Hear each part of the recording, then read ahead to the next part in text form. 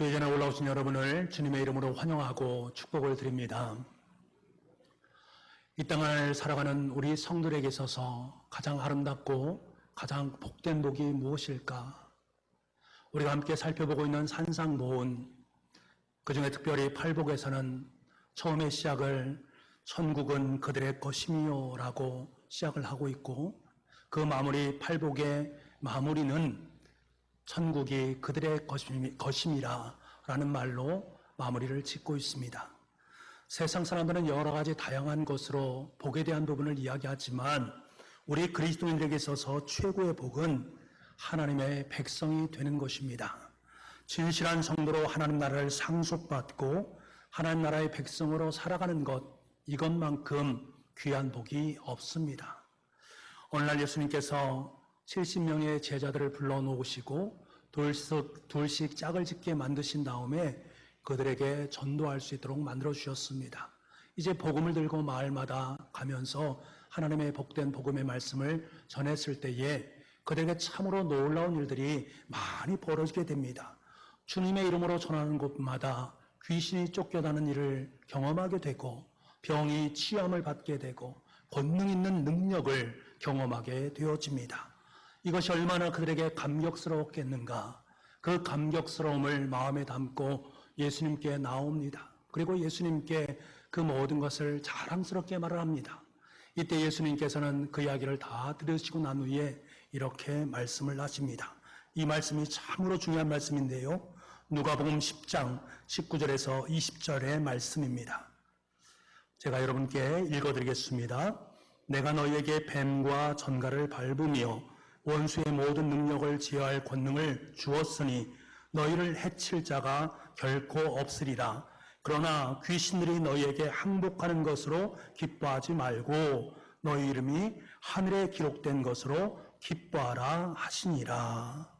주님께서는 아무리 귀신들이 쫓겨나고 병이 치유되어지고 권능의 삶을 산다 하는 것, 그것으로 말미암아 너희들이 기뻐할 일이 아니다. 너희들이 기뻐할 것은 너의 이름이 하나님 나라에서 하느님의 생명책에 기록된 것으로 기뻐하라 라고 말씀하고 계십니다. 제자들이 기뻐했던 것은 무엇입니까?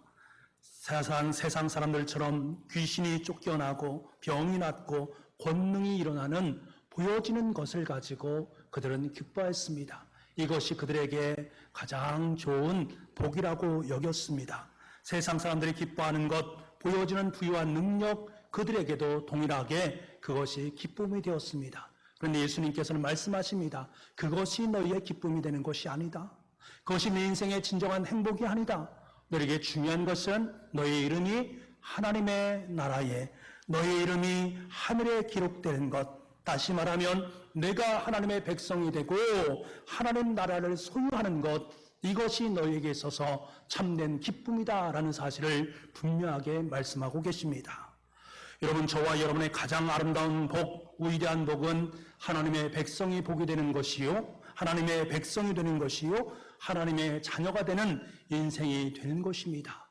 이 사실을 분명하게 믿음으로 고백할 수 있는 저와 여러분 될 수 있기를 간절히 소망합니다.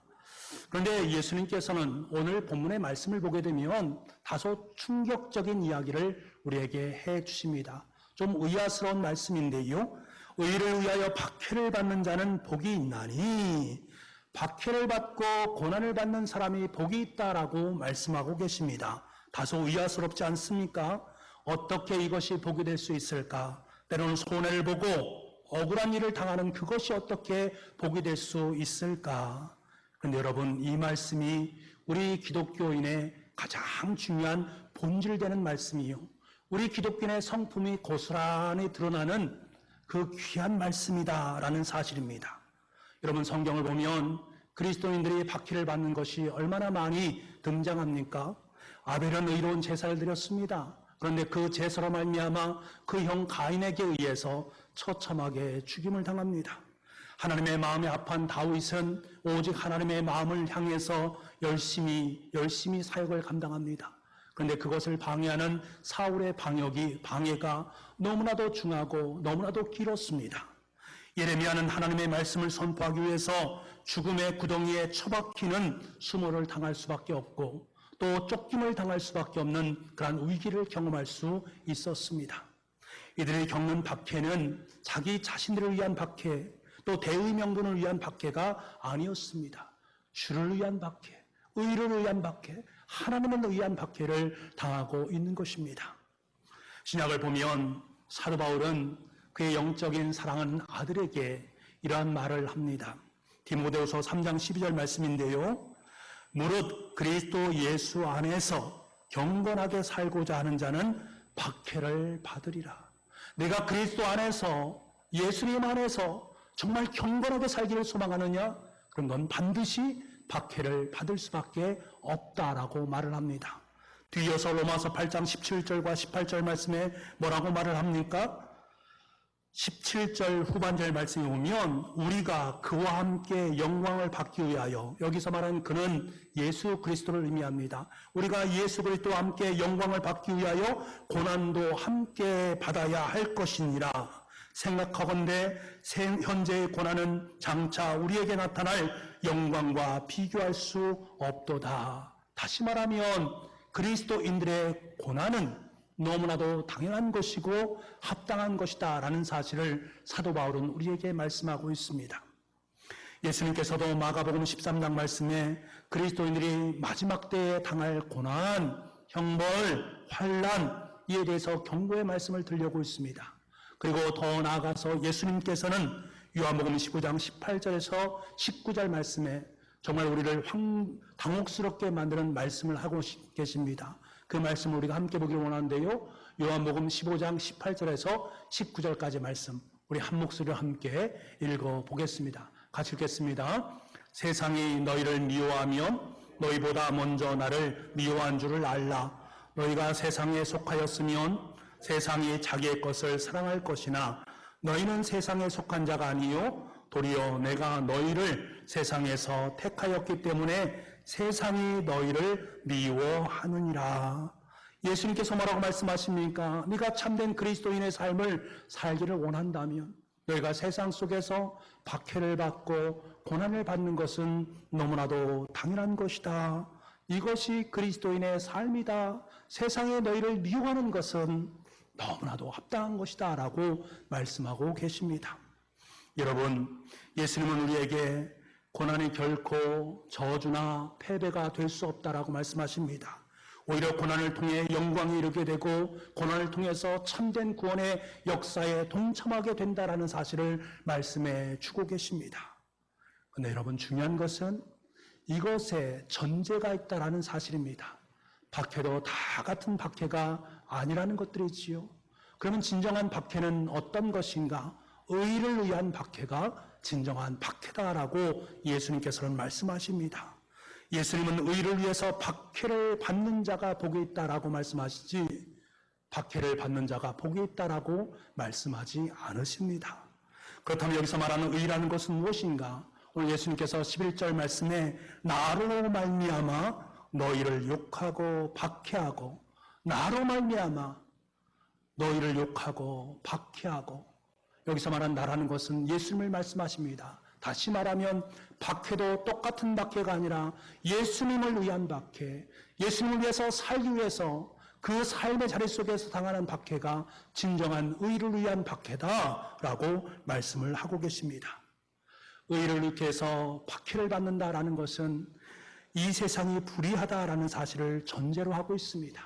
불의한 세상에 대해서 너 잘못했습니다 라고 말을 한다면 불의한 세상은 반드시 우리를 박해하게 되어 있습니다. 주님께서 우리를 세상의 빛이라고 말씀하십니다. 빛의 역할은 무엇입니까?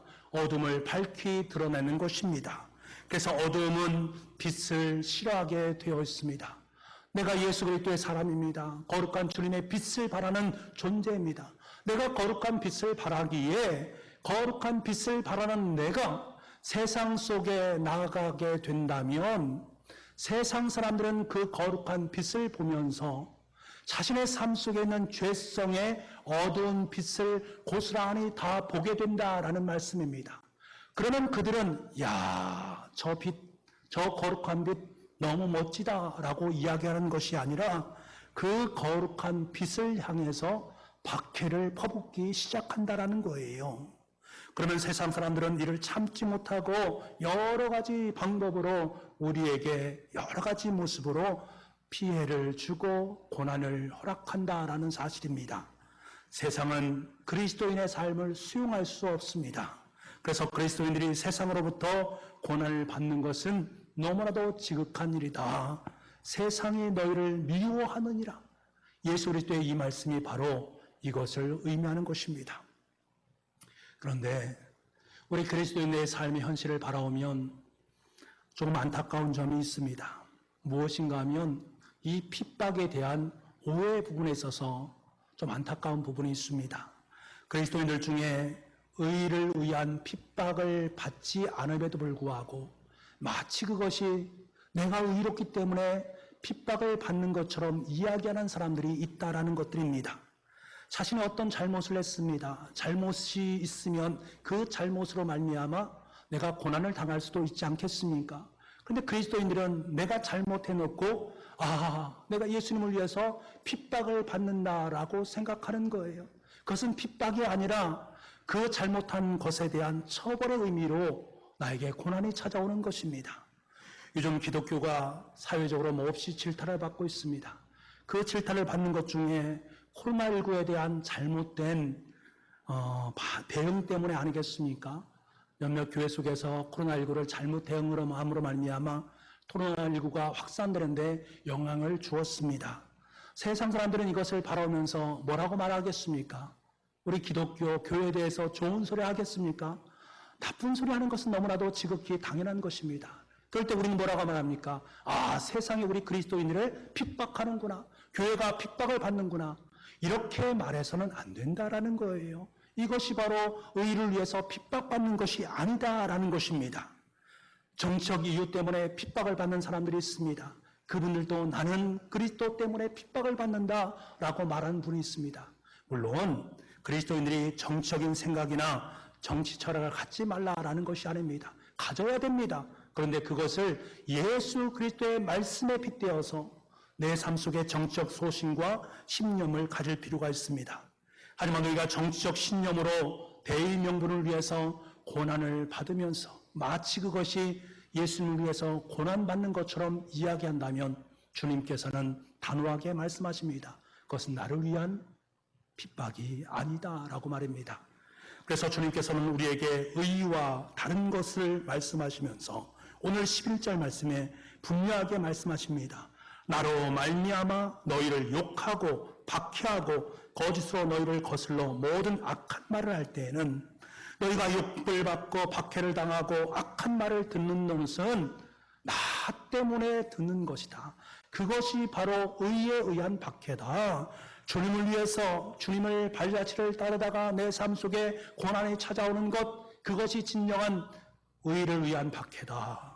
하나님과의 바른 관계 안에서 몸을 위해서 바르게 살다가 당하는 박해가 바로 하나님께서 진짜 원하시는 박해다라고 우리에게 말씀하고 계십니다. 그런데 여러분 가만히 묵상해 보면 정말 성도들을 핍박하고 욕하는 사람이 누구일까? 교회 밖에 있는 사람들, 불신자들이 과연 우리를 정말로 욕하고 박해하는 것일까? 그것은 너무나도 지극히 당연한 것이라고 예수님은 말씀하지 않습니까? 정작 정말로 우리를 욕하고 박해하는 것은 성경과 교회사를 바라보면 금방 알 수가 있습니다. 빛 대신 예수 그리스도께서 누구에 의해서 박해를 당했습니까? 믿지 않는 사람에 의해서 박해를 당한 것이 아니라 하나님을 잘 안다라고 여기고 있는 바리새인들과 서기관들과 같은 종교 지도자들 때문이었습니다. 교회 역사를 보아도 기독교인들을 가장 핍박하는 사람은 다름 아닌 하나님을 잘 안다라고 자부하는 사람들이었습니다. 사실 교회를 가장 핍박하는 사람은 교회 밖에 있는 사람들이 아닙니다. 이들의 핍박은 성경에서 말하는 것처럼 지극히 당연한 핍박입니다. 그렇기 때문에 세상에서 엄청난 핍박이 몰려온다 할지라도 내가 정상적인 예수 그리스도의 사람이라면 넉넉히 그 핍박을 다 이겨넘을 수 있습니다. 승리로 장식할 수 있습니다. 그런데 문제는 교회 안에서의 핍박입니다. 믿음을 제대로 소유하지 못한 명목상의 기독교인들로 말미암아 교회는 핍박을 당합니다. 주일에 교회 나와 예배를 드립니다. 신앙생활을 어느 정도 잘합니다. 때로는 말씀을 통해서 은혜도 받곤 합니다. 또 마음속에 찔림도 받곤 합니다. 그렇다고 큰 잘못을 범하는 것이 아닙니다. 교회 적당히 나가면 되지, 교회 속에 뭐 그렇게 열심히 다니는 것이 필요하겠어. 그냥 적당히 다니다가 또 하나님 주신 은혜 받으면 되겠다라고 생각하는 그 사람들이 문제다라는 거예요.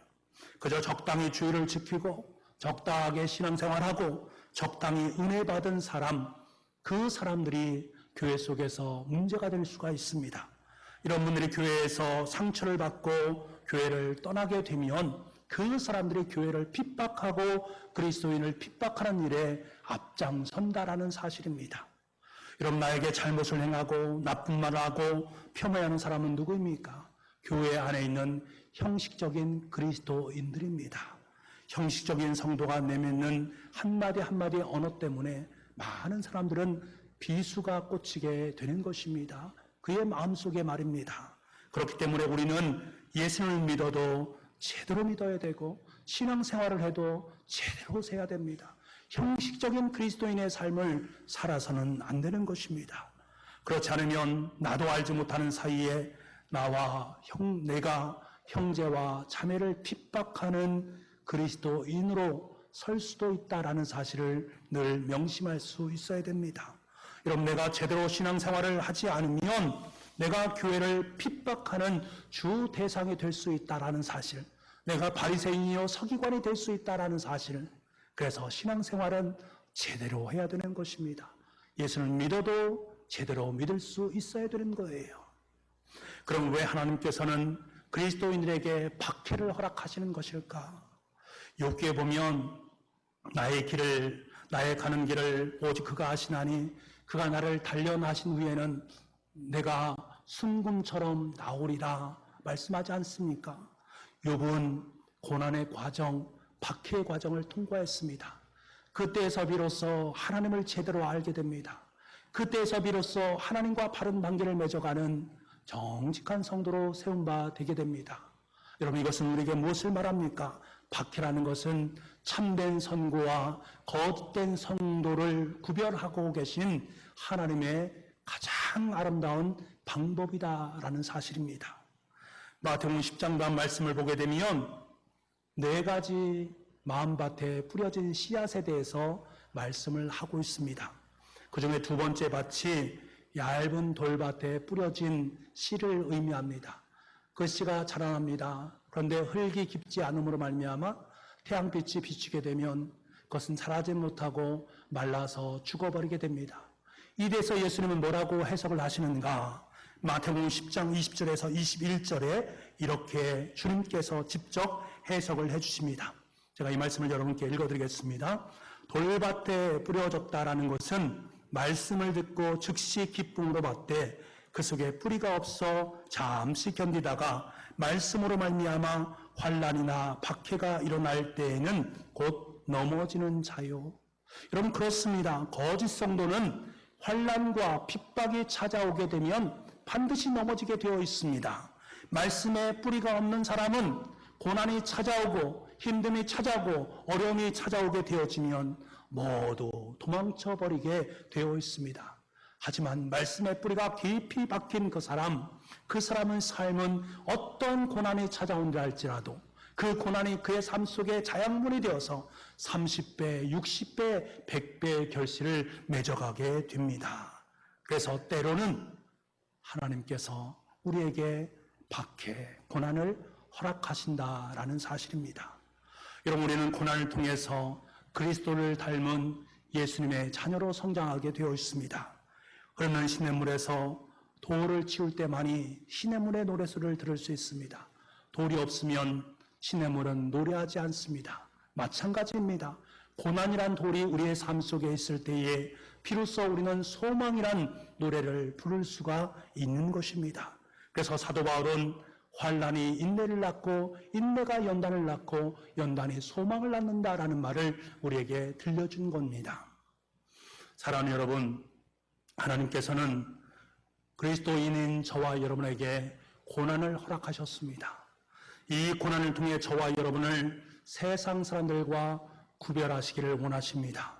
우리를 점점 예수님의 성품을 닮은 사람으로 빚어가 주시고 어떤 고난과 박해에도 흔들림이 없는 믿음의 장부로 저와 여러분을 세우고 하기를 원하십니다. 이 사실을 깨달을 때 비로소 우리는 고백할 수 있습니다. 아, 그렇구나. 내 삶 속에 고난이 와도, 내 삶 속에 핍박이 와도 이것이 하나님께서 나의 삶의 자리 속에 허락하신 하늘의 축복이구나 라는 사실을 비로소 깨닫게 되어지고 하나님께 감사하고 하나님 앞에 도리어 더욱더 기뻐할 수 있는 것입니다. 예수님께서 뭐라고 말씀하십니까? 마태복음 5장 11절과 12절 말씀에 나로 말미암아 너희가 욕하고 박해하고 거짓으로 너희를 거슬러 모든 악한 말을 할 때에는 너희에게 복이 있나니 기뻐하고 즐거워하라. 기뻐하고 즐거워하라 라고 말씀해 주고 있습니다. 여러분 놀랍지 않습니까? 세상 사람은 도통 이해할 수가 없습니다. 하지만 이것이 우리 그리스도인의 가장 위대한 본질이요 우리 그리스도인의 가장 아름다운 성품이란 사실을 꼭 기억할 수 있어야 됩니다. 핍박을 받고 모욕을 받는 것이 어떻게 기쁨이 될 수 있겠습니까? 나를 위해서, 하나님 나를 위해서 살았을 뿐인데 나를 향해서 조롱과 악담이 퍼부어지는 상황 속에 있을 때에 우리가 어떻게 그것을 기뻐할 수 있겠는가? 그러나 사도 바울은 그러한 삶을 살았다라는 거예요. 그는 주님을 위해서, 하나님 나라를 위해서 그의 인생 전부를 다 내어놓았습니다. 그런데 그에게 돌아온 것은 무엇입니까? 모진 고난과 고통과 조롱과 악담과 핍박이었습니다. 그럼에도 불구하고 사도 바울 로마서 5장 3절 말씀에 나는 환난으로 말미암아 즐거워하노라. 나는 환난 때문에 즐겁다라고 고백을 하고 있습니다.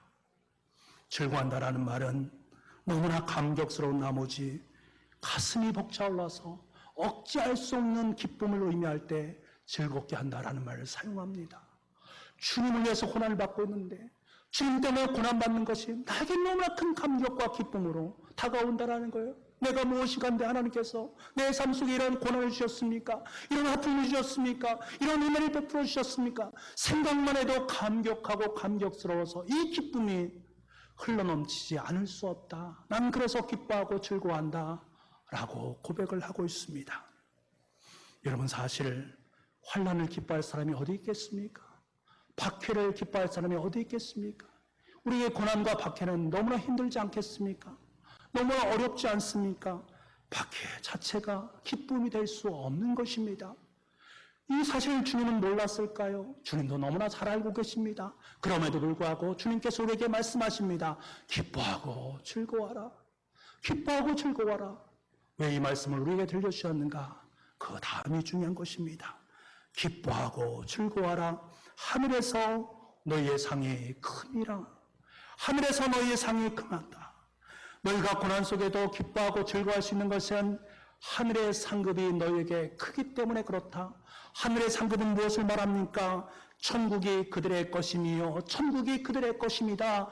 바로 하늘 천국을 의미하는 것입니다. 하나님 나라를 의미한 것이요 하나님의 백성으로 살아가는 그것을 하나님께서 우리의 삶 속에 큰 상급으로 주신다라는 말씀을 하고 계십니다. 여러분 의를 위해서 박해를 받는 사람에게 주어지는 축복은 천국인 줄 믿습니다. 그래서 팔복의 말씀의 시작이 천국으로 시작해서 마무리가 천국으로 끝나는 것입니다. 저와 여러분의 삶 속에 천국의 은혜가 가득 채워질 수 있기를 간절히 소망합니다. 그래서 어떤 고난 속에서 어떤 역경 속에 있을지라도 나는 즐거워하고 기뻐할 수 있는 주님의 자녀들이 다 될 수 있기를 간절히 소망합니다. 천국은 현재적인 삶을 사는 것입니다. 천국을 한마디로 말하면 하나님께서 나를 다스리신다. 하나님과 나는 함께하고 있다. 라는 사실을 입술로 고백하는 것입니다. 이 고난의 현장 속에서, 이 박해의 현장 속에서 주님께서 지금도 나와 함께 하시고 주님께서 내 삶을 보호하시기 때문에 나를 다스리기 때문에 난 끄떡없어. 난 끄떡없어. 이렇게 말하는 그 현장이 복된 현장이 될 수 있고 기쁨의 현장으로 내 현장에 도리어 발전되어질 수 있습니다. 사도 바울은요 이 사실을 너무나 분명히 깨달았습니다. 그래서 그가 뭐라고 고백합니까? 로마서 8장 17절 말씀인데요. 우리 이 말씀을 함께 보도록 하겠습니다. 함께 읽어보겠습니다. 시작. 자녀이면 또한 상속자 곧 하나님의 상속자요 그리스도와 함께한 상속자니 우리가 그와 함께 영광을 받기 위하여 고난도 함께 받아야 할 것이니라. 아멘. 고난 속에 있는 바울은 40에 한한 감한 매를 5번이나 맞았습니다. 여러 가지 위험과 굶주림을 겪었습니다. 말할 수 없는 박해를 받았습니다. 그럼에도 불구하고 그가 끄떡없이 하나님의 사역을 감당할 수 있었던 그 이유가 무엇입니까? 그는 고난 속에서 영롱하게 자기 자신을 향해서 말씀하시는 하나님의 영광을 보았습니다. 그 영광이 자신의 삶 속으로 들어오는 것을 경험했습니다. 비록 내 삶은 고난 속에 놓여 있지만 그 영광을 가슴에 품고 있는 이 사도 바울은 하나님 앞에 기뻐할 수 있었다라는 사실입니다. 저와 여러분 하나님의 자녀이기에 우리의 삶에 자릴 수 있는 하나님의 영광이 가득 채워져 있습니다. 하늘의 권세와 능력이 저와 여러분의 삶 속에 있습니다. 이것이 우리를 기쁘게 하는 참된 동력이 되는 것입니다. 아무리 나의 삶 속에 주어진 상황이 중요한 것이 아니라 그 삶 속에서 여전히 영롱하게 내 삶을 비추고 내 삶의 능력이 되시는 그것을 바라볼 때 우리는 기뻐하고 감격할 수 있는 것입니다. 우리가 요한계시록 21장 말씀을 보게 되면 새하늘과 새 땅이 활짝 열리는 은혜를 보게 됩니다. 메시아의 나라 천국이 임하는 모습들을 우리에게 말씀하고 있습니다. 이 천국에서 하나님의 사람들이 첫 번째 부활의 상급을 받는 장면을 보게 되는데 그 상급을 받는 사람이 어떤 사람인가? 성경에 보니까 예수님을 증거하는 사람, 하나님의 말씀으로 말미암아 목배임을 당한 사람, 짐승에게 경배하기를 거절한 사람이라고 말씀을 하고 있습니다. 내가 주님을 위해서, 주님을 증거하기 위해서 목배임을 당하거나 거짓것, 진실함이 아닌 것을 위해서 내 생명을 내어놓는 그 사람을 하나님께서는 하나님의 새하늘과 새 땅에서 하늘 상급으로 함께 주시는 것을 우리에게 말씀해 주고 있습니다. 이것이 바로 의를 위해서 핍박을 받는 사람이고 그에게 주어지는 복은 새하늘과 새 땅, 하늘 하나님의 나라요 그 백성 속으로 살아가는 거룩한 생명의 멸관인 줄 믿습니다. 하나님은 우리에게 그것을 안겨주시기를 원하십니다. 여러분 이미 그것이 저와 여러분의 삶 가운데 보장되어진 줄 믿습니다. 그것을 보시기 바랍니다. 그것을 바라보는 사람만이 이 땅에서의 모든 것들을 넉넉히 다 승리로 승화시켜 나갈 수 있는 것입니다. 사랑하는 성도 여러분, 우리 모두 행복을 추구하며 살아가는 존재입니다. 그런데 그렇게 행복을 원하는데 행복한 사람이 어디 있습니까? 잘 살고 잘 먹고 좋은 차 타고 다니면 행복한 사람입니까? 그렇지 않습니다. 왜 그들이 행복하지 못할까? 가짜 행복이기 때문에 그렇습니다. 진짜 복은 무엇입니까? 우리가 주를 위해서 고난을 받는 것을 기뻐하고 사랑하는 주님 때문에 우리가 고난을 받을 수 있다라는 이 사실, 그 고난을 통과한 연후에 우리에게 주어지는 생명의 멸관, 의의 멸관, 큰 상급이 주어진다라는 사실, 이것이 우리 그리스도인에게 가장 아름답고 귀한 복이라는 사실을 깨닫는 사람, 그 사람이 바로 저와 여러분이 되는 줄 믿습니다. 세상은 우리 성도들이 타협하며 살아가는 것을 너무나 좋아합니다. 대환영입니다. 우리 그리스도인들이 세상 사람들과 동일한 모습으로 살아가는 것을 너무나도 좋아합니다. 하지만 거기까지입니다. 하나님 나라는 의를 위해서 박해를 받는 저와 여러분을 대대적으로 환영할 준비를 하고 있습니다. 큰 의의 멸관을 우리 머리 위에 씌워주시기 위해서 예수 그리스도께서 저와 여러분을 기다리고 계십니다. 이것이 고난에 참여하는 하나님의 자녀들의 가장 큰 복입니다. 저와 여러분은 다른 사람이 아닙니다. 천국을 살아가고 있고 천국을 향해서 나아가는 존재입니다. 그 중간에 우리의 십자가가 있습니다. 고난이 있습니다. 핍박이 있습니다. 어려움이 있습니다. 그러나 이 모든 십자가를 넉넉히 짊어질 수 있는 것은 십자가 너머의 저 영광스러운 하늘 보좌, 그 속에서 우리의 삶을 통해서 허락하신 큰 의의 면류관, 하나님의 영광의 면류관이 저와 여러분의 삶 가운데 임한다라는 사실입니다. 이것을 우리가 깨닫고 알 때 우리는 그 어떤 고난도, 그 어떤 핍박도 넉넉히 이겨낼 수 있습니다. 사랑하는 북부가족 여러분, 주님과 함께하는 데 오는 박해와 고난을 기뻐하실 수 있는 저와 여러분 될 수 있기를 간절히 소망합니다. 고난을 회피하거나 두려워하지 마시고 담대하게 이 고난을 이겨내시기를 바랍니다. 왜? 고난 중에 함께 하시는 우리의 하나님, 그 하나님은 결코 고난을 통해서 우리를 어렵게 만드는 것이 아니라 고난 너머의 참된 승리를 맛보게 하실 주님이 우리와 함께하기 때문입니다. 그래서 주님께서 주신 그 하늘의 놀라운 천국을 우리 마음속에 소유하시고 그 천국을 여러분의 가정 속에, 우리 교회 속에, 온 나라 속에 아름답게 드리울 수 있는 참된 그리스도인은 참된 하나님의 사람으로 아름답게 설 수 있는 저와 여러분 될 수 있기를 간절히 소망합니다. 이것이 팔복을 통해서 우리 가운데 들려주시는 예수님의 참된 음성인 줄 믿습니다. 기도하겠습니다.